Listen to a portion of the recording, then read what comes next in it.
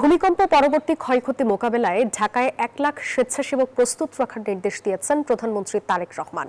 সকালে সচিবালয়ে সংশ্লিষ্ট মন্ত্রী, প্রতিমন্ত্রী ও সচিবের সাথে বৈঠকে এই নির্দেশনা দেন তিনি। বৈঠক শেষে দুর্যোগ ব্যবস্থাপনা ও ত্রাণ মন্ত্রী আসাদুল হাবিব দুলু জানান, ভূমিকম্প মোকাবেলায় খোলা জায়গা চিহ্নিত করার নির্দেশনা দেওয়া হয়েছে। তিনি আরও বলেন, ভূমিকম্প ঝুঁকি মোকাবেলায় কঠোরভাবে বিল্ডিং কোড মানতে দ্রুত দুর্যোগ ব্যবস্থাপনা কাউন্সিলের সভা ডাকার পরামর্শ দিয়েছেন প্রধানমন্ত্রী। গত মাসে যে আর্থকোয়েকের দেখা দিচ্ছিল বিভিন্ন জায়গায়, সে কারণে উনি বিশেষ করে ঢাকা কেন্দ্রিক আমাদেরকে 1000 ভলান্টিয়ার, যেটা আমাদের কোস্টাল এরিয়াতে আছে, ওই মডেলে তৈরি করার জন্য আমাদের একটা নির্দেশনা দিয়েছে। বিশেষ করে ওই সময় লোকজনকে অ্যাসেম্বল করার জন্য ঢাকা শহরে বিভিন্ন খেলার মাঠ, স্কুলকে চিহ্নিত করতে বলা হয়েছে আমাদেরকে।